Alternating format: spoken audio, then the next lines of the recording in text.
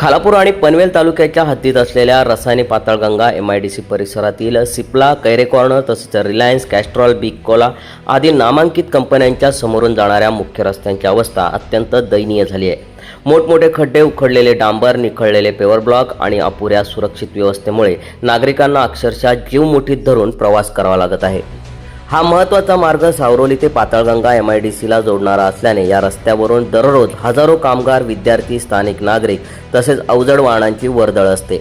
मात्र रस्त्यांची झालेली भीषण दुरावस्था पाहता येथे कधीही मोठा अपघात होण्याची दाट शक्यता निर्माण झाली आहे। स्थानिक नागरिकांनी याबाबत अनेक वेळा संबंधित प्रशासनाकडे तक्रारी करूनही अद्याप कोणतीही ठोस कारवाई झालेली नाही।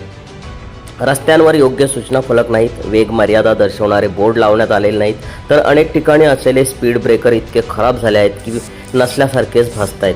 काही ठिकाणी स्पीड ब्रेकरच नसल्याने वाहनांचा वेग वाढून अपघातांना निमंत्रण मिळत आहे। या परिसरातून मोठ्या प्रमाणात लहान मुले, शाळकरी, विद्यार्थी आणि औद्योगिक कामगार प्रवास करत असल्याने त्यांच्या सुरक्षिततेचा गंभीर प्रश्न ऐरणीवर आला आहे। प्रशासनाने तातडीने या परिस्थितीची दखल घेऊन रस्त्यांची दुरुस्ती, योग्य सिग्नल व्यवस्था, सूचना फलक आणि अन्य सुरक्षा उपाययोजना राबवण्यात याव्यात अशी जोरदार मागणी नागरिकांकडून होत आहे। दरम्यान प्रशासन याकडे कधी लक्ष देणार की एखादा मोठा अपघात घडल्यानंतरच जाग येणार असा संतप्त सवाल आता नागरिकांकडून उपस्थित केला जात आहे। सम्राट मराठी लाईव्हसाठी देवा पवारसह ब्युरो रिपोर्ट, रसायनी पाताळगंगा।